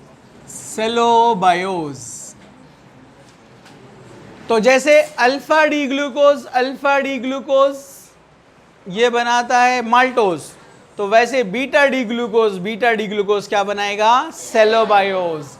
तो beta D glucose, oxygen top right, okay, carbon number 1, beta बोले तो up, then down, third up, fourth down, and CH2OH 1 2 3 4 5 6. Okay, next again beta D दूसरा लेंगे हम यहाँ पर, बीटा डी दो ले लिया है. Up carbon number 1 2 down 3 up 4th down. Now see here carbon number 4 and carbon number 1 यहाँ अपोजिट साइड में OH है. तो इसका जब डाइसैकेराइड फॉर्म करेंगे हम, इधर से OH इधर से H जाएगा तो क्रॉस लिंकिंग होगा, and this cross linking is called beta glycosidic linkage. Same side में आया तो अल्फा, अपोजिट आया तो बीटा. तो इट हैज 1 4, इसका 1 इसका 4, बीटा ग्लाइकोसाइडिक लिंकेज. और ये इस तरह शो करते हैं बीटा को क्रॉस या फिर ऐसे लीनियर डायगोनली. ठीक है, तो ये बीटा लिंकेज हो गया. ओके, जैसे मैंने आपको बताया कि जो स्टार्च था वो पॉलीमर था अल्फा डी ग्लूकोज का, और जो सेल्यूलोज होता है, ये पेपर जिस पे आप लिख रहे हैं, पेड़ पौधे जो है, ये सेल्यूलोज है ना पूरे. तो सेल्यूलोज जो होता है it is the polymer of beta D glucose. मतलब बीटा डी ग्लूकोज कई यूनिट जुड़ेंगे तो सेल्यूलोज बनता है. तो सेल्यूलोज को ब्रेक किया. लैक्टोज नेक्स्ट डाइसैकेराइड है lactose. Lactose is the polymer of alpha D galactose and beta D galactose and beta D नहीं ग्लूकोज, दोनों भी इसमें जो है गैलेक्टोज और ग्लूकोज लेना है आपको. ठीक है, चलो देखते हैं हम यहाँ पर कार्बन नंबर, ये हम फर्स्ट यहाँ पर बनाएंगे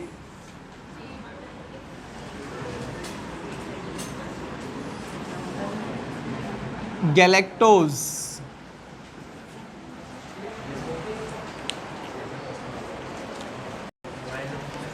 beta means OH up, carbon number 1, carbon number 2 down, carbon number 3 up. Galactose में कार्बन नंबर 4 भी अप होता है, याद रखने का. ठीक है, मतलब थर्ड और फोर्थ दोनों लेफ्ट साइड में फिशर स्ट्रक्चर में. गेटिंग? तो ये है गैलेक्टोज. गैलेक्टोज और ग्लूकोज में क्या डिफरेंस है? कार्बन नंबर इसका 4 भी किधर रहेगा? अप. इसका सिर्फ थर्ड वाला अप था. ठीक है, तो ये है बीटा, क्योंकि फर्स्ट कार्बन का OH ऊपर आया है, बीटा. ठीक है, डी ओके प्लस, और कौन है ये? गैलेक्टोज. गैलेक्टोज क्यों? क्योंकि फोर्थ नंबर भी OH ऊपर, मतलब लेफ्ट. ओके, ग्लूकोज अपना ये तो आपको याद हो गया, बीटा डी ग्लूकोज बहुत अच्छे से. बीटा मतलब OH up, down, up, down, CH2OH. 1 2 3 4 5 6 1 4 OH opposite side में आ रहा है, तो कौन सा लिंकेज बनने वाला है? कौन सा?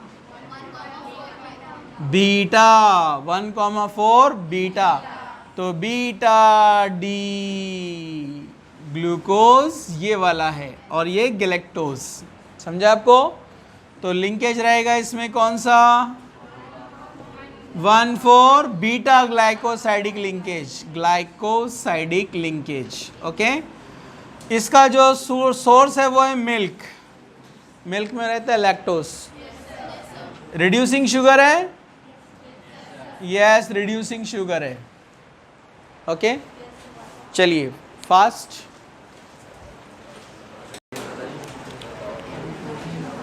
पॉलीसैकेराइड्स.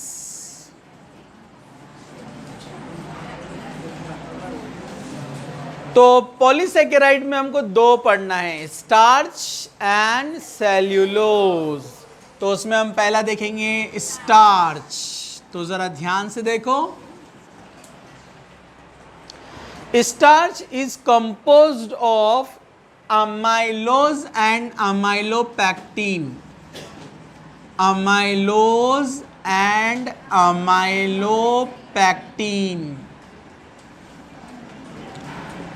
अमाइलोज और अमाइलोपैक्टीन से मिलकर बनता है स्टार्च, जिसमें अमाइलोज होता है 15 to 20% और अमाइलोपैक्टीन होता है 80 to 85%। इससे मिक्स होकर बनता है स्टार्च। उसका एग्जाम्पल पोटैटो है, अपना आलू जो होता है, ठीक है, ओके।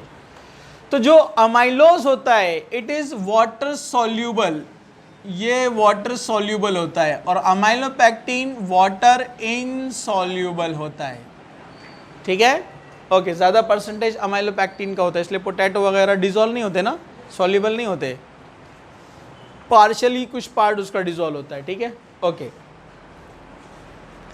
अमाइलोज और अमाइलोपैक्टीन में डिफरेंस थोड़ा सा है, ज़्यादा नहीं है।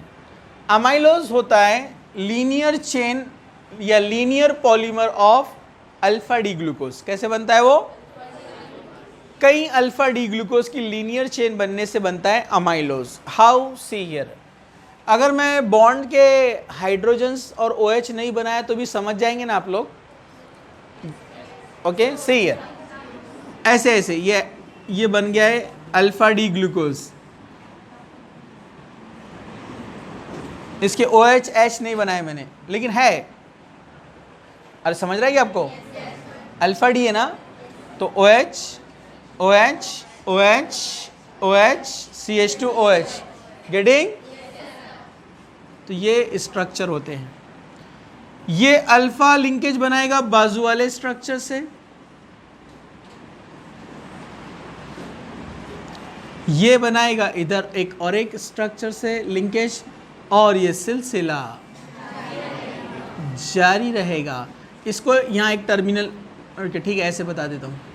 ये सिलसिला क्या रहेगा? जारी रहेगा। This linear chain of alpha D glucose is called amylose. This linear chain is called amylose, getting? It has 1,4 alpha glycosidic linkage. कई अल्फा डी ग्लूकोज, मैंने OH नहीं बनाए हैं, समझ गए ना आप लोग? ओके ठीक है। लेकिन अगर मैं फिर से इसको ऐसे ड्रॉ करता हूं, यहां पर alpha D glucose, alpha D glucose, alpha D glucose,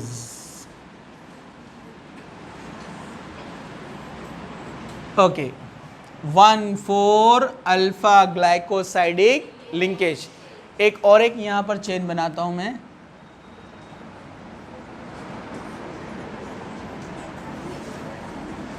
एक और एक अमाइलोज, अमाइलोज चेन,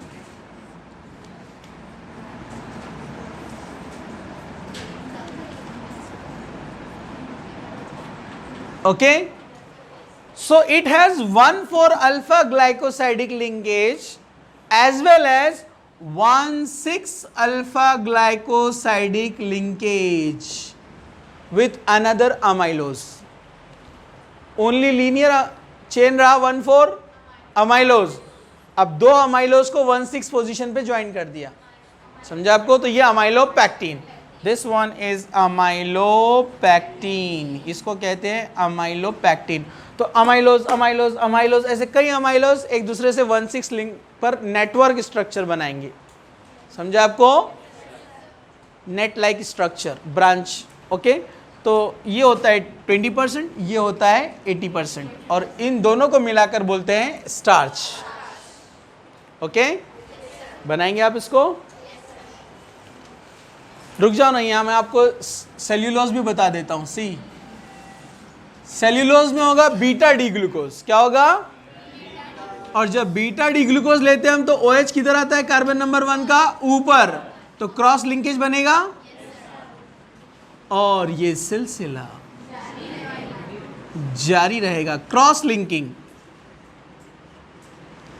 समझा आपको? बीटा लिंकेज, 1,4 बीटा लिंकेज, समझा?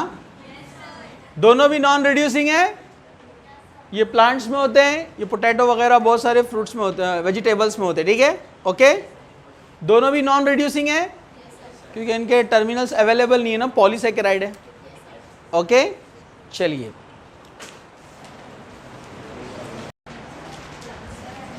प्रोटीन्स, ये ग्रीक वर्ड से बना है proteose, okay, means prime importance,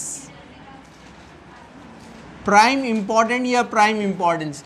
तो यहां पर ये जो प्रोटीन्स है they are essential part of the life, ये लाइफ का इसेंशियल पार्ट है। जैसे मैंने आपको बताया ये बिल्डिंग ब्लॉक्स है, ठीक है। जैसे हमारे जो स्किन है, हेयर है, ओके, नेल्स है, ऑर्गन्स है, हार्ट, लंग्स, सब देखते हैं हम, all are made up of proteins, ये सब प्रोटीन से बने हैं। और प्रोटीन का बेसिक यूनिट है अमाइनो एसिड, अमाइनो एसिड जिसको अल्फा अमाइनो एसिड कहते हैं, ठीक है। मेन फंक्शनल ग्रुप एसिड है। तो इसका जो जनरल स्ट्रक्चर आप देखेंगे, general representation RHCOOH and OH, sorry NH2, okay. तो अमाइनो ग्रुप और कार्बोक्सिलिक ग्रुप दो फंक्शनल ग्रुप है यहाँ पर, okay. Functional group main carboxylic acid है, उसके बाजू वाला कार्बन कहलाता है अल्फा कार्बन, अल्फा पर अमाइनो है इसलिए बोलते हैं अल्फा अमाइनो एसिड, ओके। तो ऐसे 20 अल्फा अमाइनो एसिड है जो कॉमनली हम पढ़ते हैं, ठीक है। उसमें कुछ इसेंशियल अमाइनो एसिड है और कुछ नॉन इसेंशियल अमाइनो एसिड्स है, ओके। तो यहाँ पर ये R जो है ना, R इसकी पोजीशन चेंज होंगी। जैसे मैं कुछ एग्जांपल्स आपको बताता हूँ। ग्लाइसिन जिसको GLY से रिप्रेजेंट करते हैं, तो ग्लाइसिन में क्या होता है, R की जगह पर H आएगा। सिर्फ मैं ये बता देता हूँ, ग्रुप H आ जाएगा यहाँ पर, यहाँ H लगा दो, बन गया ग्लाइसिन, ओके। वैसे ही एलैनिन, ये एक अमाइनो एसिड है, ALA, इसमें CH3 ग्रुप होता है, मतलब R को निकाल दो, CH3 लगा दो, बन गया एलैनिन, मतलब ये कॉमन ग्रुप है, ठीक है। वैसे ही होता है वैलिन, वैलिन में आइसोप्रोपाइल ग्रुप है, CH3 CH CH3, मतलब ये ग्रुप आकर यहाँ R की जगह पे आ जाएगा, तो इसको हम बोलेंगे वैलिन। वैसे होता है ल्यूसीन, इसमें आइसोब्यूटाइल ग्रुप है, ये R की पोजीशन पे, ठीक है। वैसे होता है आइसोल्यूसिन,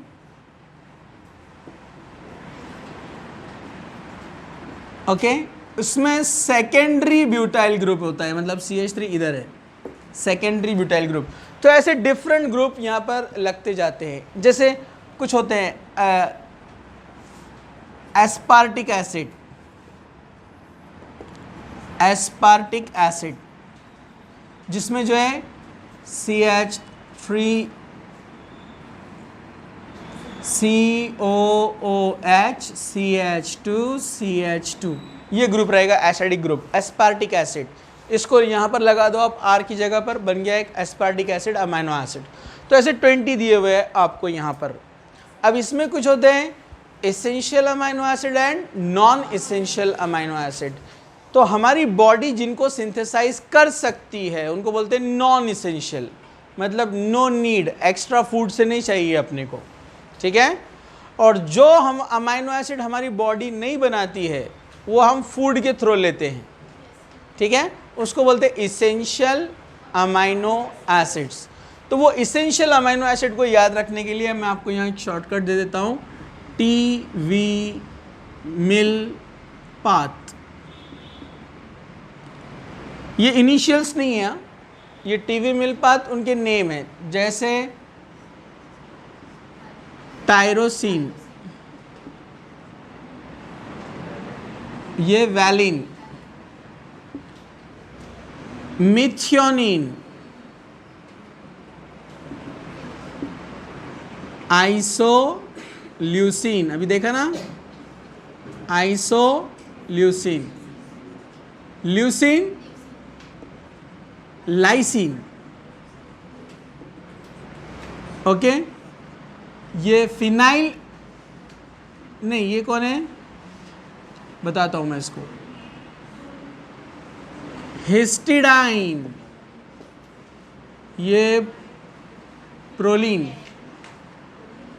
हिस्टिडाइन, ट्रिप्टोफैन, ट्रिप्टोफैन, और ये कौन है?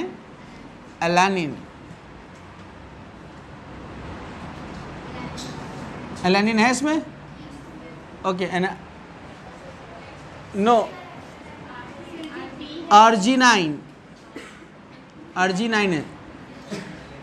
Okay, arginine, arginine. तो उसमें स्टार मार्किंग की हुई है, देखो बुक में, ठीक है। जो स्टार मार्किंग है, phenyl alanine, yes correct, phenyl alanine. Phenyl alanine क्या होता है? इसमें का ये जो है ना CH3, इसको CH2 कर दो और एक रिंग लगा दो, फिनाइल रिंग बन गया फिनाइल एलानिन। ओके, तो ये इसेंशियल हो गए, स्टार मार्किंग किए हुए बुक में। ओके, और उसके अलावा दूसरे जो है वो नॉन इसेंशियल है। ओके, इसका शॉर्टकट टीवी मिल पाथ, याद रखने के लिए आसान है। 309, यस, जो भी करेक्शन है इसमें देख लो, 309। ओके, चलिए आगे बढ़ते हैं। अब इसमें क्या होता है, जो अमाइनो एसिड्स है इनको 3 ग्रुप में डिवाइड किया गया है, एसिडिक, बेसिक और neutral. Acidic, basic and neutral. तो जिसमें एसिडिक पार्ट ज़्यादा रहेगा हम उसको बोलेंगे एसिडिक अमाइनो एसिड, जिसमें बेसिक पार्ट ज़्यादा रहेगा हम उसको क्या बोलेंगे? Basic amino acid. जैसे हम उसके और भी एग्जाम्पल यहाँ पर ले सकते हैं, जैसे this one, NH, double bond NH, NH2, CH2 3 times, क्या नाम है इसका? This one, see the name, NH, double bond N, NH2, single bond NH, name given है ना उसमें, देखो उसमें 3 नाइट्रोजन कंटेनिंग वाला,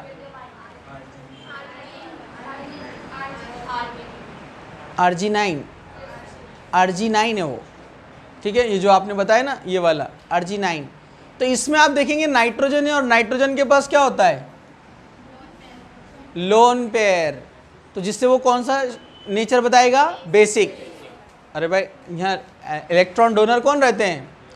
बेस। ओके, तो basic amino acid, acidic amino acid, ये वाले क्या कहलाएंगे? न्यूट्रल अमाइनो एसिड, ठीक है। दूसरा एक पॉइंट, कभी वो आपको आयोनिक फॉर्म में शो करता है, क्योंकि amino acids are present in zwitterion state. कुछ अमाइनो एसिड को यहाँ पर ज्विटर आयन स्टेट में शो किया जाता है। ज्विटर आयन मतलब ये जो COOH का H है, आप इसको दे दीजिए यहाँ पर बैलेंस करने के लिए, ये प्लस और ये माइनस, मतलब साइमल्टेनियसली प्लस और माइनस चार्जेस जहाँ पर आते हैं हम उसको बोलते हैं zwitter ion.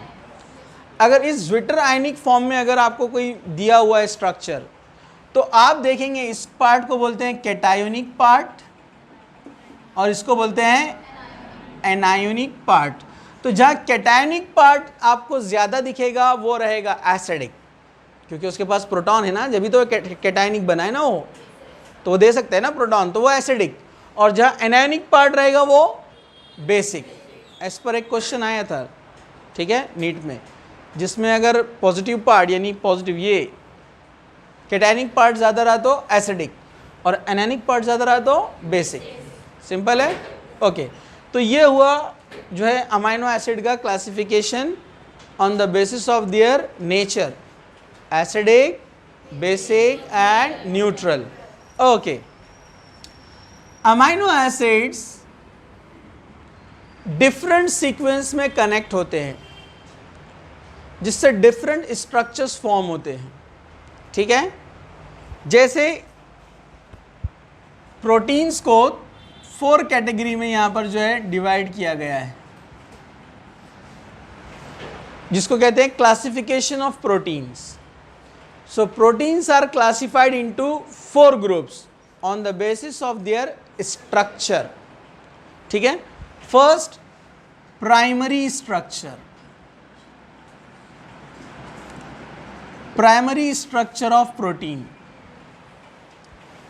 Primary structure of protein.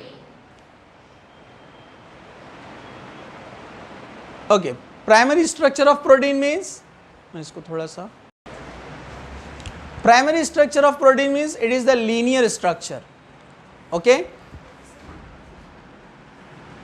ये R CH CO and this one is NH2 COOH, NH2 CH R COOH। अगर हम दो अमाइनो एसिड लेते हैं और इसका डिहाइड्रेशन करते हैं तो यहाँ से जाएगा OH और यहाँ से जाएगा H, तो आप इस पार्ट को जोड़ दो तो क्या बन जाएगा, NH2 CHR CONH CHR COOH। This linkage is called peptide linkage. क्या कहते हैं इसको? अमाइड लिंकेज भी बोल सकते हैं, अमाइड CONH अमाइड रहता है ना, अमाइड, तो amide linkage. This amide linkage in protein is called peptide linkage. ये कौन सा लिंकेज है? Peptide linkage. तो अगर दो अमाइनो एसिड ज्वाइन होते हैं तो पेप्टाइड लिंकेज एक बनता है, राइट? थ्री अमाइनो एसिड, इधर एक पेप्टाइड लिंकेज, इधर एक peptide linkage, right? 4 3 peptide linkage, right? Okay, और ऐसे n टाइम लिया तो n-1, राइट? तो हम बोल सकते हैं ये प्रोटीन जो बन रहा है, it is the polymer of amino acid, it is the polymer of amino acid. तो ये सीक्वेंस में ऐसे बनता है ये primary structure, linear structure of the protein, means amino acids linearly connected with each other with the help of peptide linkage. तो अब बहुत सारे पेप्टाइड लिंकेज जब बनेंगे तो उसको क्या कहेंगे? पॉलीपेप्टाइड। क्या बोलेंगे इसको? तो हम प्राइमरी स्ट्रक्चर को बोल सकते हैं primary structure of protein. Primary structure of protein, it is the linear polypeptide. Okay, it is a linear polypeptide. This is the primary structure.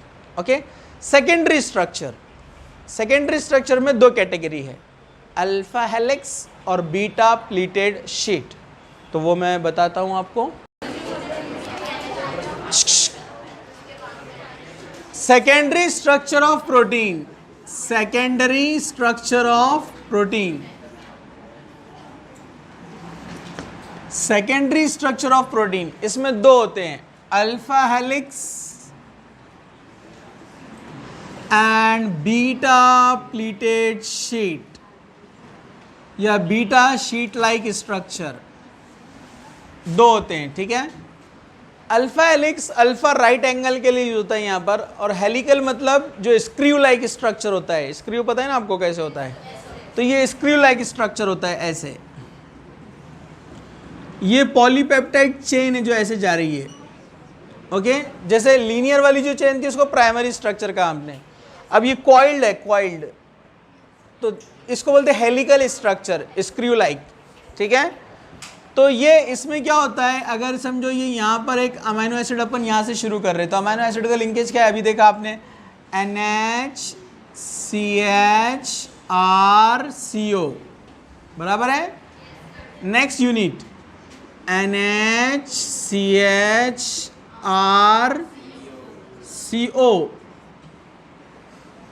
First unit, second unit, third unit NHCHRCO,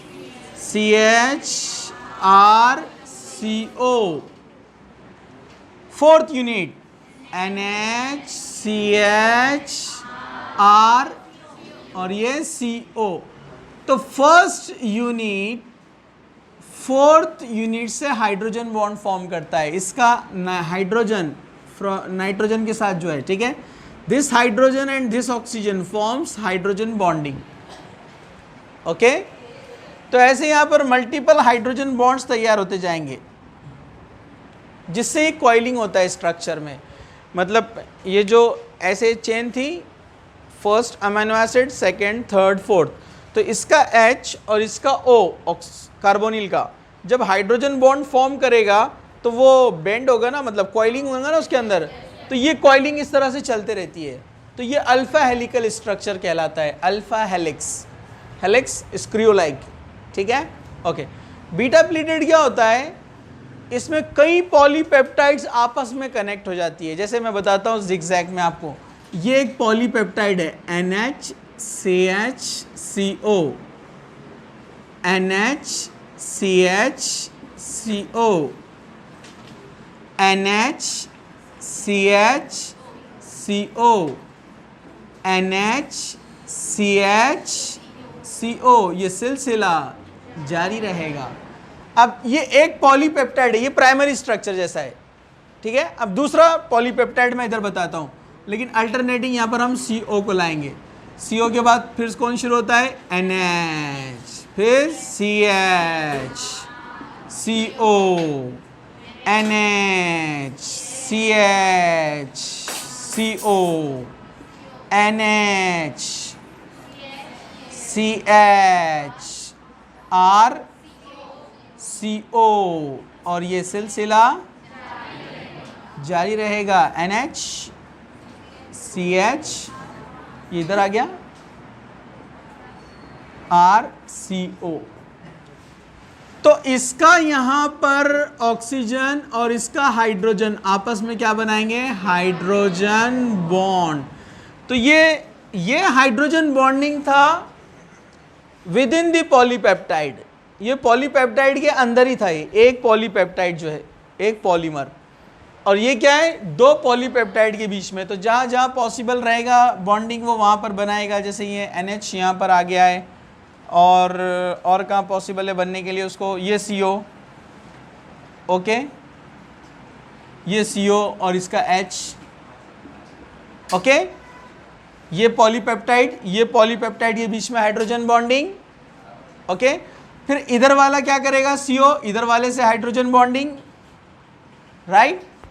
इधर वाले जो part है इसका H, इधर वाले CO से, ये इधर वाले CO से बॉन्डिंग करेगा, राइट। तो इधर एक पॉलीपेप्टाइड चेन, इधर एक polypeptide chain, polypeptide chain, polypeptide chain, सभी एक दूसरे से मल्टीपल हाइड्रोजन बॉन्ड्स फॉर्म कर रहे हैं, गेटिंग। अब जो मिडिल वाला पॉलीपेप्टाइड है उसको इधर से भी हाइड्रोजन बॉन्डिंग, इधर से भी हाइड्रोजन बॉन्डिंग, तो स्ट्रक्चर क्या हो जाता है, स्ट्रेच्ड, स्ट्रेचिंग होता है उसमें।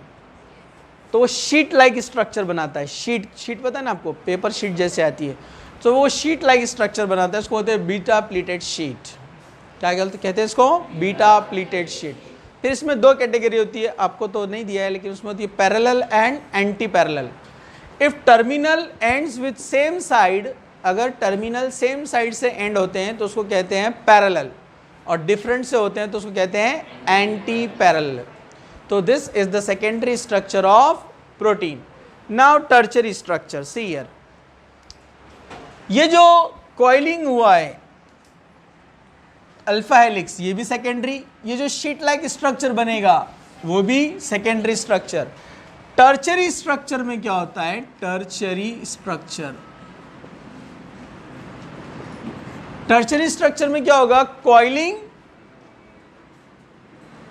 As well as bending. Coil हो रहा है, बेंडिंग, हाउ इट हैपन्स, ये यहां से तो बनाता है आपस में ये हाइड्रोजन बॉन्डिंग, लेकिन at certain distance, specific distance पे, एक लॉन्ग डिस्टेंस पे एक और एक हाइड्रोजन बॉन्डिंग फॉर्म होती है, जिससे स्ट्रक्चर जो कॉइलिंग वाला स्ट्रक्चर है वो आगे जाकर बैंड हो जाता है। तो यहाँ पर क्या होती है, सी, जो हमारा प्राइमरी स्ट्रक्चर था, याद है कि आपको मैंने अभी जो बताया आपको, ये वाला प्राइमरी स्ट्रक्चर ये लीनियर होता है, ये प्राइमरी स्ट्रक्चर लीनियर, दूसरा प्राइमरी स्ट्रक्चर लीनियर। तो इनके बीच में जो इंटरेक्शन होता है वो ओनली कौन सा होता है, वैंडर वॉल इंटरेक्शन। लेकिन ये जो अल्फा हेलिक्स बनता है इसमें वैंडर वॉल भी है, हाइड्रोजन बॉन्डिंग भी है, हाइड्रोजन बॉन्डिंग, जिसको यहां पर क्या कहते हैं, कॉइलिंग हो रही है। क्या हो रही है, कॉइलिंग हो रही है स्ट्रक्चर के अंदर, ओके। यहाँ पर भी हाइड्रोजन बॉन्डिंग, वैंडरवाल इंटरेक्शन दोनों ही यहाँ पर भी सेम बीटा प्लेटेड शीट में। टर्शरी में क्या हो रही है? Coiling as well as bending. तो और डिफरेंस क्या होता है इसमें? डिफरेंस और ये होता है, इसमें वैंडरवाल होता है,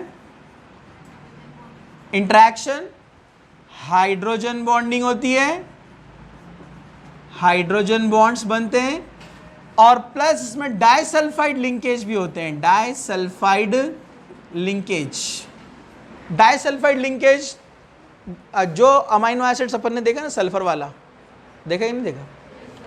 तो जो सल्फर सल्फर में जो डाई लिंकेज बनेगा उसको बोलते हैं डाई।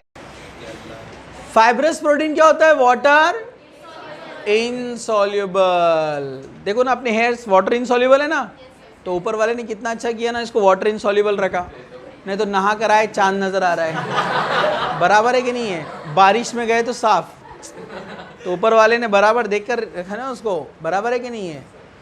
और globular protein they are water soluble, जैसे ब्लड है, ठीक है, तो वो वाटर सॉल्युबल होते हैं। तो फाइब्रस प्रोटीन के एग्जाम्पल केराटिन इन हेयर्स, ठीक है, वैसे ही जो है टेंडॉन्स, बोन्स के अंदर जो होता है फाइब्रस प्रोटीन होते हैं, ओके।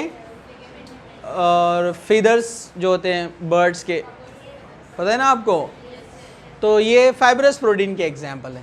तो on the basis of solubility उसको दो ग्रुप में डिवाइड किया गया है, fibrous protein and globular protein. तो ये था प्रोटीन के बारे में, ठीक है, ओके। अब जो है